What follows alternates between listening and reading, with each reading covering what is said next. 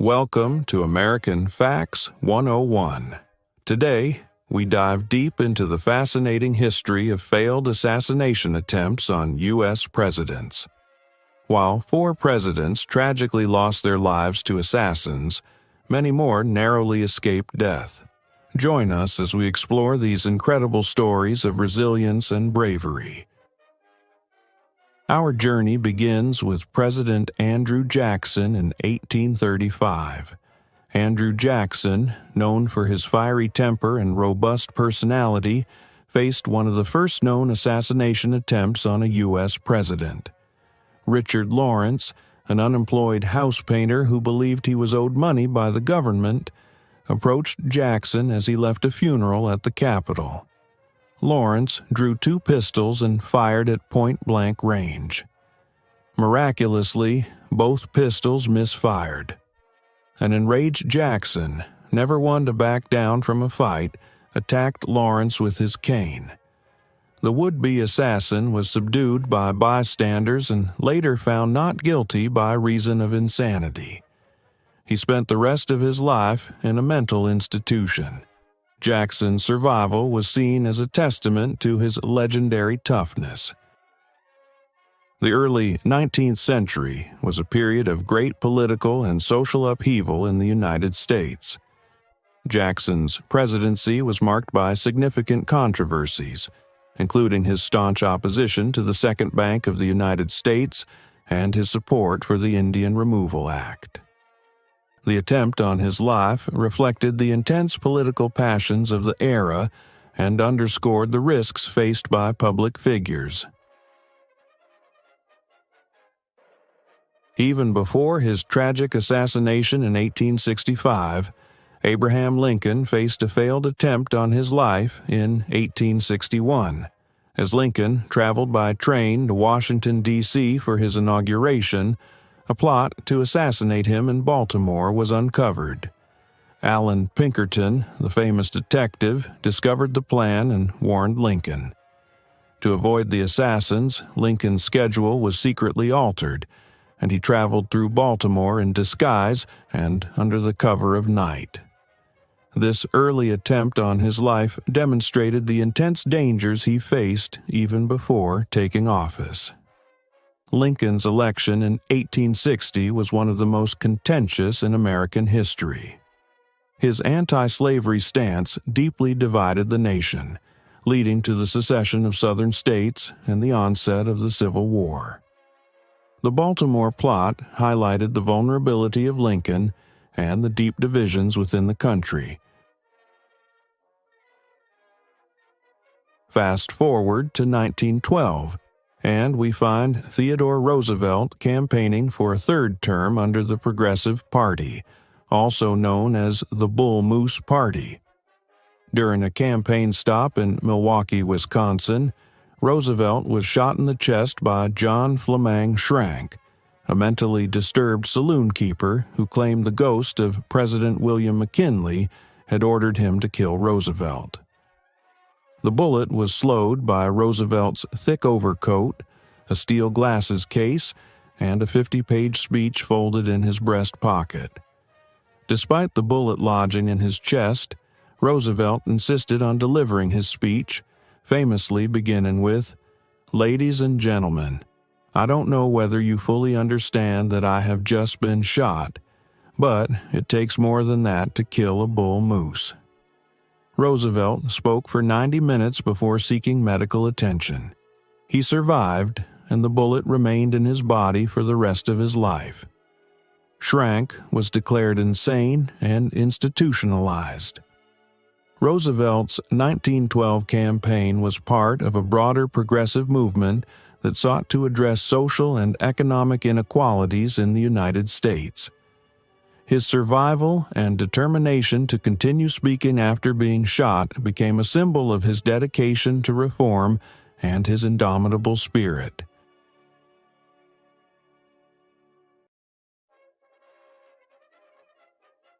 In 1933, President-elect Franklin D. Roosevelt narrowly escaped an assassination attempt in Miami, Florida.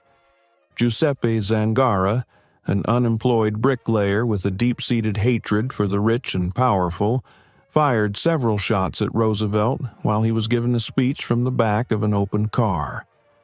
Although Zangara missed Roosevelt, he hit 5 people, including Chicago Mayor Anton Kermack, who later died from his wounds. Zangara was quickly subdued by the crowd and later sentenced to death. He was executed in the electric chair just 5 weeks after the shooting. This incident highlighted the precariousness of public appearances for political figures. The Great Depression had plunged the United States into severe economic hardship, fostering widespread discontent and anger towards the government and wealthy individuals. Zangara's attempt on Roosevelt's life was a manifestation of this broader societal unrest. The 1950s brought a dramatic attempt on President Harry S. Truman's life. On November 1, 1950, Puerto Rican nationalists Oscar Collazo and Griselio Torresola launched an attack on Blair House, where Truman was staying during White House renovations. The assailants intended to bring attention to the Puerto Rican independence movement. Torresola fatally shot a police officer before being killed by the officer he had wounded. Collazo was wounded and captured. Truman, who was upstairs at the time, was unharmed. Collazo was sentenced to death, but Truman later commuted his sentence to life in prison. Collazo was eventually released in 1979 by President Jimmy Carter. This assassination attempt underscored the president's vulnerability, even within the nation's capital. The attack on Truman was rooted in the complex and often contentious relationship between Puerto Rico and the United States. The incident brought national attention to the independence movement and highlighted the lengths to which activists would go to achieve their goals. John F. Kennedy faced danger even before his presidency. In 1960, Richard Paul Pavlik, a disgruntled former postal worker, plotted to kill Kennedy by ramming his car loaded with dynamite into Kennedy's vehicle. Pavlik waited outside the Kennedy home in Palm Beach, Florida, but aborted his plan when he saw Kennedy with his wife and children. Pavlik was later arrested by the Secret Service and found to have a car full of dynamite. He was declared insane and spent the rest of his life in a mental institution. This plot was a chilling prelude to Kennedy's eventual assassination in 1963. The Kennedy family's prominence and Kennedy's charismatic leadership style made him a polarizing figure. The Palm Beach plot was an early indication of the intense scrutiny and danger he would face throughout his career. Richard Nixon's presidency in 1974 saw a wild and unusual plot by Samuel Buck. Buck, a disillusioned and mentally unstable former salesman, planned to hijack a plane and crash it into the White House. On February 22, 1974, he stormed onto a plane at Baltimore, Washington International Airport. He shot and killed a pilot and wounded another before being shot through the plane's window by police. Buck then took his own life before the plane could take off. His bizarre and desperate plot underscored the lengths to which individuals might go to express their grievances against those in power. The 1970s were marked by political scandals, social upheaval, and widespread distrust in government. Buck's actions reflected the broader societal tensions and the extremes of political dissent. Gerald Ford survived 2 assassination attempts within 17 days in September 1975, a period marked by political turbulence and social unrest. The first attempt occurred in Sacramento, California, on September 5, 1975, when Lynette "Squeaky" Fromm, a follower of the notorious Charles Manson, aimed a Colt .45 at Ford as he walked towards the California state capitol. Fromm, wearing a distinctive red robe, managed to get within arm's length of the president before drawing her weapon. Fortunately, Secret Service agents reacted with lightning speed, overpowering her before she could fire. Fromm was apprehended and later convicted of attempted assassination, receiving a life sentence. Her motive was rooted in Manson's apocalyptic beliefs, and she intended to draw attention to the environmental plight facing California's redwoods, among other causes. Just 17 days later, on September 22, 1975, in San Francisco, another attempt on Ford's life occurred. This time, the assailant was Sarah Jane Moore, a 45-year-old political activist and former FBI informant. Moore fired a shot at Ford from across the street as he exited the St. Francis Hotel. In a dramatic turn of events, a bystander named Oliver Sipple, a former Marine and Vietnam War veteran, saw Moore aim the gun and instinctively grabbed her arm, causing the shot to miss its mark. The bullet struck a wall about 6 inches above Ford's head.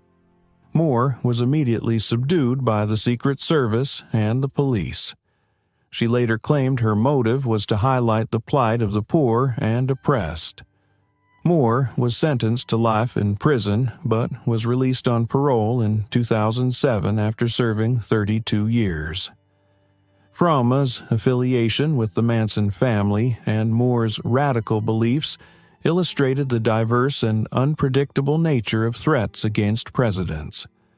Ford's narrow escapes emphasized the importance of robust security measures. In 1979, President Jimmy Carter was moments away from giving a speech in Los Angeles when Raymond Lee Harvey was arrested with a starter pistol and several rounds of ammunition. Harvey claimed he was part of a larger conspiracy to assassinate Carter, a statement that initially sparked alarm and intense scrutiny. The Secret Service, along with local law enforcement, acted swiftly to neutralize the threat, demonstrating the effectiveness of their coordinated security measures. Although the charges against Harvey were later dropped due to his mental illness, the incident raised serious concerns about presidential security and the vulnerabilities that could be exploited by even seemingly low-level threats. The late 1970s were a tumultuous period in American politics. President Carter, who had been elected on a platform of honesty and integrity following the Watergate scandal, faced numerous challenges during his presidency. These included the Iran hostage crisis, economic difficulties characterized by high inflation and unemployment, and an energy crisis. The combination of these issues contributed to a general sense of unease and dissatisfaction among the American public, making the political environment ripe for conspiracy theories and fears of instability. The 1970s and early 1980s were rife with conspiracy theories and public paranoia, often fueled by political scandals and social change. The Watergate scandal, revelations about CIA activities, and various political assassinations of the 1960s had eroded public trust in government institutions. This climate of distrust was exacerbated by the widespread dissemination of conspiracy theories, which suggested hidden agendas and covert operations at the highest levels of government. Ronald Reagan's 1981 assassination attempt is perhaps the most well-known in modern U.S. history. On March 30, 1981, John Hinckley Jr., driven by a delusional obsession with actress Jodie Foster, attempted to assassinate Reagan outside the Washington Hilton Hotel. Hinckley fired 6 shots in rapid succession. One of the bullets ricocheted off the presidential limousine and lodged in Reagan's chest just an inch from his heart. Despite the serious injury, Reagan displayed remarkable fortitude. He was quickly evacuated by the Secret Service, whose swift actions undoubtedly saved his life. Reagan remained conscious and even managed to walk into the George Washington University Hospital, though he was in considerable pain. His humor and composure during these critical moments were noteworthy. He famously told his surgeons, "I hope you're all Republicans," showcasing his resilience and wit even in the face of grave danger. Reagan's surgery lasted over 2 hours, and he remained in the hospital for nearly 2 weeks to recover. White House Press Secretary James Brady was not as fortunate. Shot in the head, Brady suffered severe brain damage and was permanently disabled. Secret Service agent Timothy McCarthy and police officer Thomas Delahanty were also wounded in the attack. John Hinckley Jr. was apprehended at the scene and later underwent a highly publicized trial. He was found not guilty by reason of insanity and was confined to St. Elizabeth's Hospital, a mental institution, for decades. The verdict sparked widespread debate and led to changes in the legal criteria for insanity defenses in many states. The attempt on Reagan's life had far-reaching implications, particularly in the areas of gun control and mental health policies. One of the most significant outcomes was the Brady Handgun Violence Prevention Act, signed into law by President Bill Clinton in 1993. Named after James Brady, the act mandated federal background checks on firearm purchasers in the United States and imposed a 5-day waiting period for purchases, which was later replaced by an instant check system. Reagan's survival and subsequent recovery were seen as a testament to his resilience and fortitude. The assassination attempt and his response to it became a defining moment of his presidency. The attempt did not deter Reagan from public engagements or diminish his commitment to his duties, reinforcing his image as a strong and determined leader. Bill Clinton faced multiple assassination threats during his presidency, highlighting the varied and continuous dangers confronted by modern presidents. In 1994, Ronald Gene Barber, a former military officer, planned to shoot Clinton during one of his jogs around Washington, D.C., but ultimately decided against it. Barber's plot was foiled when his erratic behavior drew the attention of authorities, leading to his arrest. Later that year, on September 12, 1994, Frank Eugene Corder, a truck driver with a troubled history, stole a single-engine Cessna and crashed it into the White House grounds, narrowly missing the building. Corder's actions, driven by personal grievances rather than political motives, exposed vulnerabilities in the airspace security around the nation's capital. In 1996, a far more sinister threat emerged in the form of a bomb plot in Manila. Orchestrated by terrorists, including Osama bin Laden, the plan aimed to assassinate Clinton during his visit to the Asia-Pacific Economic Cooperation (APEC) Forum. Intelligence agencies uncovered and thwarted the plot, demonstrating the importance of international cooperation and advanced security measures. The 1990s saw a significant rise in international terrorism, with groups like Al-Qaeda increasingly targeting U.S. interests. The Manila plot against Clinton was an early indication of the growing global threat posed by such organizations. This era marked the beginning of heightened awareness and the implementation of more rigorous counterterrorism strategies. Clinton's administration responded to these threats by enhancing intelligence operations, increasing security protocols, and fostering international alliances to combat terrorism. These incidents underscored the persistent threats faced by sitting presidents and the evolving nature of these dangers. From individual actors with personal vendettas to organized terrorist groups with global reach, the security challenges of the Clinton era reflected the complex and dynamic landscape of modern presidential protection. George W. Bush's presidency saw attempts both in the U.S. and abroad, reflecting the constant danger faced by the commander-in-chief. In 2001, Robert Pickett, a disgruntled former IRS employee, fired shots outside the White House, causing a brief lockdown. Pickett was quickly subdued by Secret Service agents, and the incident served as an early reminder of the ever-present threat to presidential safety.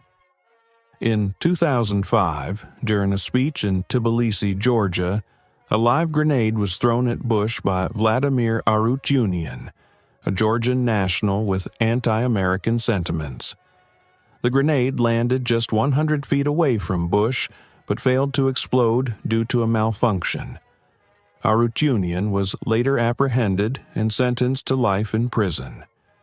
This near miss highlighted not only the global reach of threats against the U.S. president, but also the effectiveness of international cooperation in security efforts.